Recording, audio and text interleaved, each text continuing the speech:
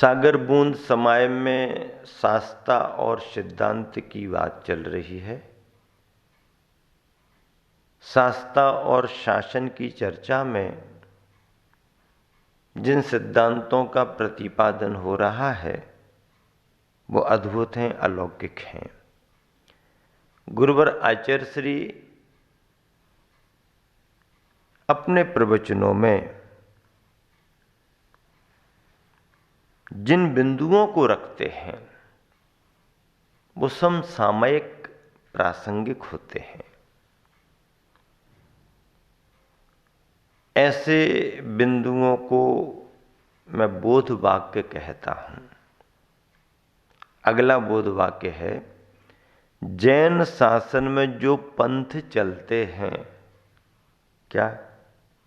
जैन शासन में जो पंथ चलते हैं वे सागार और अनगार के हैं। जैन शासन में जो पंथ चलते हैं वे सागार और अनगार के हैं। सागार यानी गृहस्थ, अगार सहित सागार, और अगार रहित अनगार। वे पंथ जो हैं यानी मार्ग, रास्ते सागार और अनगार के हैं। अविरत सम्यक दृष्टि का कोई पंथ नहीं होता। या तो श्रावक बनो, व्रती बनो, या महाव्रती बनो। व्रती बनोगे तो श्रावक धर्म होने के कारण आपका पंथ श्रावकाचार का रहेगा। ग्रह त्यागी होकर के कोई महाव्रती बनता है तो उसका पंथ मूलाचार का रहेगा। इसी विवक्षा में गुरुवर आचार्य श्री कह रहे हैं कि पंथ तो बस दो ही हैं, सागार और अनगार। इससे हट करके अविरत सम्यक दृष्टि का कोई पंथ नहीं होता। अब वैसे तो घर में रहने वाले सभी को श्रावक कह दिया जाता है। सामान्य से श्रावक कह देना अलग बात है, पर श्रावक की सही परिभाषा तो जो व्रती बना है उसे, और जो व्रती नहीं उसको गृहस्थ कहा जाता है। ऐसा अविरत सम्यक दृष्टि का कोई पंथ नहीं होता है। वह तो उन दोनों पंथों का उपासक मात्र है। वह तो उन दोनों पंथों का उपासक मात्र है। निचली अवस्था में रहने वाला जो केवल सम्यक दर्शन की भूमिका में है वह उपासक है।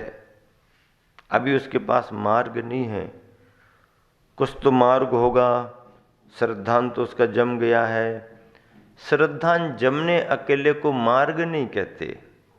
हाँ, दृष्टि मिल गई उसको, लक्ष्य उसका निश्चित हो गया। उसने भेद विज्ञान जैसे जीव और जड़ का है वह समझ लिया है, पर अभी वृत्ति नहीं बना।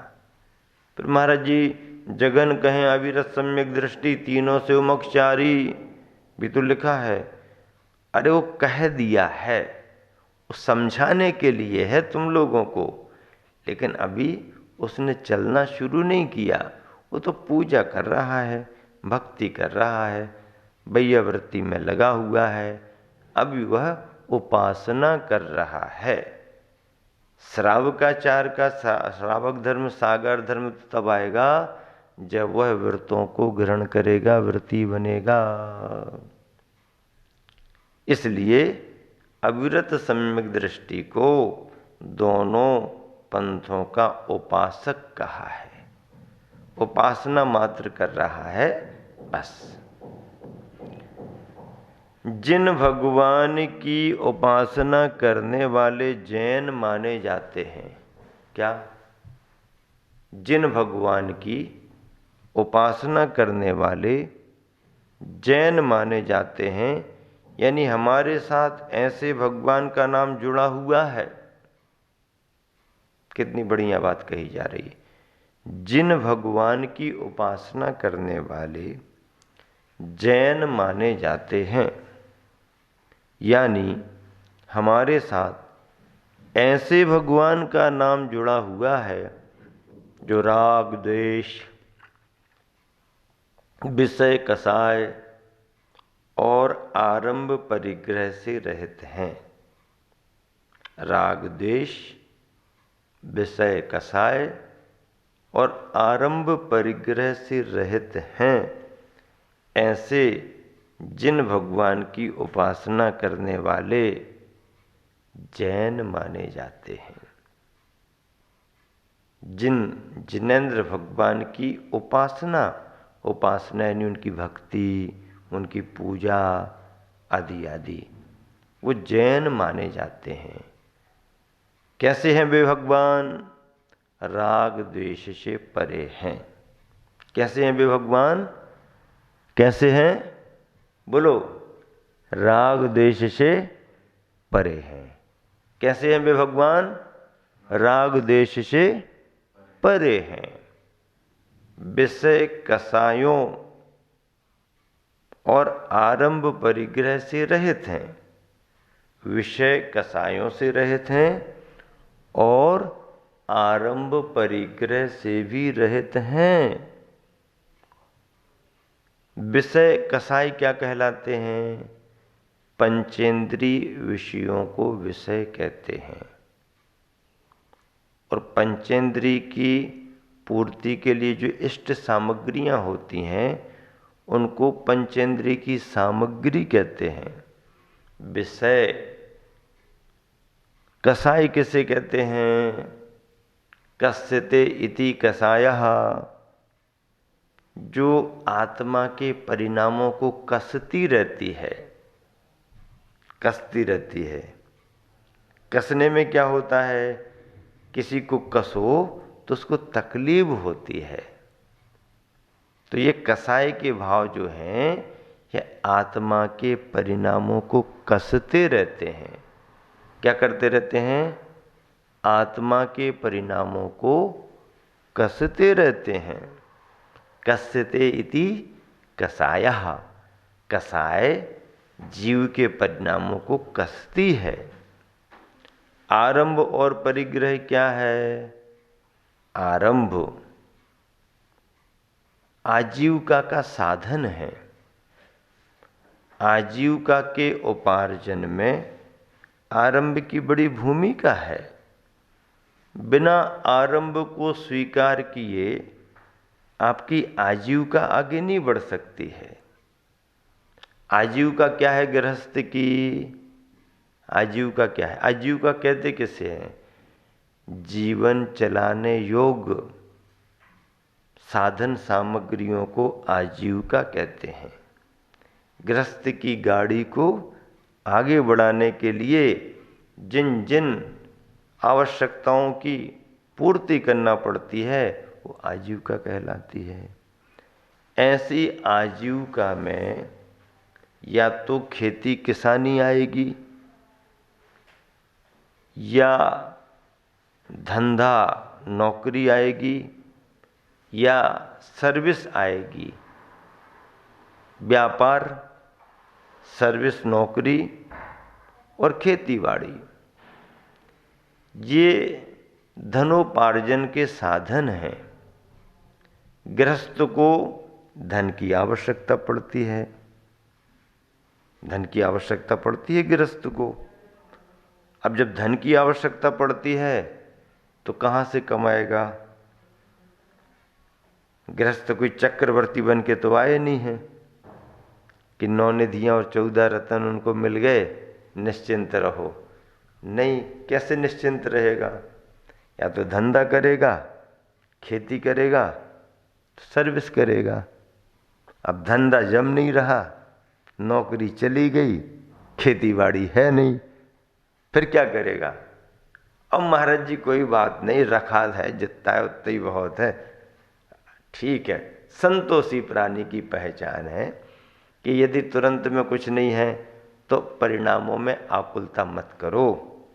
इतना ही लक्ष्य बना लो कि बस अपना काम चलता रहे, बाकी कुछ नहीं। लेकिन गृहस्थ को पुरुषार्थी होना पड़ता है। जो है वो तो है ही, लेकिन समय रहते हुए, अपनी क्षमता रहते हुए उससे घर परिवार को ध्यान में रख करके आजीविका करना पड़ती है। आजीविका इसलिए करना पड़ती है कि उससे उपार्जित द्रव्य घर परिवार से लेकर के जहाँ जो भी आवश्यकता पड़ती है उसके काम आता है। और यह कर्तव्य एक गृहस्थ को होना भी चाहिए। तो फिर मान लीजिए अपने भाग्य से, अपने कर्म से कुछ नहीं भी जम रहा, तो भी आकुलता करने से क्या फायदा। आकुलता व्याकुलता करने से और कर्म का असर हो। इसलिए अपनी व्यवस्था बड़ी ना हो तो ना हो, पर बिगड़े ना, बस इतना ध्यान रखे और अपनी व्यवस्था बनी रहे और सबका काम चलता रहे। तो गृहस्थ को द्रव्य के उपार्जन के रूप में 3 ही व्यवस्थाएं हैं। कौन कौन सी 3 व्यवस्थाएं हैं? खेती बाड़ी, खेती किसानी करो, मेहनत करो, जमीन को बराबर बनाओ, साफ सुथरी करो, समय आने पर बीज बो दो। बीज बोने के बाद आंख बंद करके सो जाएंगे? नहीं, ध्यान रखना पड़ता है मौसम का, आवश्यकता का, और इस तरह से खेती करना पड़ती है। इस तरह से खेती करेंगे तो क्या होगा? इस तरह से खेती करोगे फिर मेरे देश की माटी सोना उगले उगले हीरे मोती क्या क्या होगा फिर? अरे भाई, इतने चमकदार उजले उजले अपने बीजों को कितने विश्वास से काली काली मिट्टी में डाल दिया। जो विश्वास था वो फलीभूत होता है, उजले उजले दाने फिर आते हैं और किसान मेहनत करता है, उसका उसे फल मिलता है। ऐसे किसानों को ध्यान में रख कर के ही कहा जाता, किसानी के कार्य को मेरे देश की माटी सोना उगले उगले हीरे मोती। बहुत अच्छी बात है। तो आजीविका के उपायों में एक खेती है, किसानी है। दूसरा व्यापार है। व्यापार में पूंजी लगाना पड़ती है, व्यापार में साहस रखना पड़ता है। हर समय एक सा नहीं रहता है, उतार चढ़ाव होता रहता है। धैर्य रखना पड़ता है, सूझबूझ रखना पड़ती है और अपनी पूंजी को निरंतर बढ़ाने का भाव रखना पड़ता है। निरंतर बढ़ाने का भाव रखना पड़ता है। और यदि मान लीजिए न बढ़ पाए पूंजी, तो घट ना पाए इस बात की सावधानी रखना पड़ती है।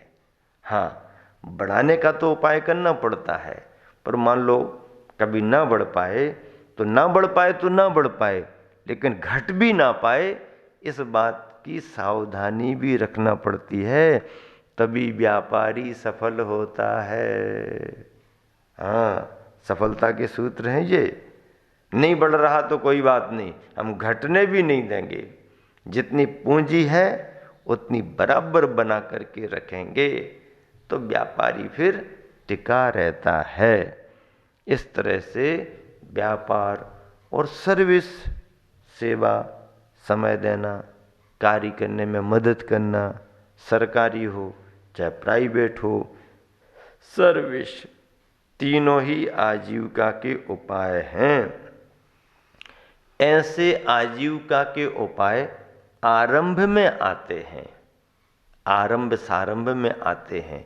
और इन आजीविका के उपायों से जो द्रव्य अर्जित होता है, जिसका हम संग्रह करते हैं और संग्रह करके जिसे सुरक्षित रखते हैं, वह सुरक्षित रखी गई सामग्री परिग्रह मानी जाती है। आरंभ और परिग्रह, आरंभ और परिग्रह। तो हमारे भगवान कैसे हैं? आरंभ और परिग्रह से रहित हैं, विषय कसायों से रहित हैं और राग द्वेष से भी परे हैं। क्रोध मान माया लोभ, क्रोध मान माया लोभ, क्रोध मान माया लोभ अच्छे हैं क्या? अच्छे तो हैं। गुस्सा करना अच्छी है ना? हाँ, दूसरों पर, तुम्हारे पर कोई गुस्सा करे तो मान, हाँ मान सम्मान की बात तो अच्छी है। नहीं, मान की बात तब तक तुम्हारे अंदर नहीं आ सकती जब तक कि तुम किसी को नीचा ना मानो। नीचा मानो तो अपने आप को ऊंचा मानो। मान, माया, छल कपट, लोभ, अति संग्रह की वृत्ति, क्रोध, मान, माया, लोभ, इसके परिणाम, इन कसायों के परिणाम निरंतर जीव को कस रहे हैं, आत्मा के परिणामों को कस रहे हैं और कस कस करके कष्ट दे रहे हैं।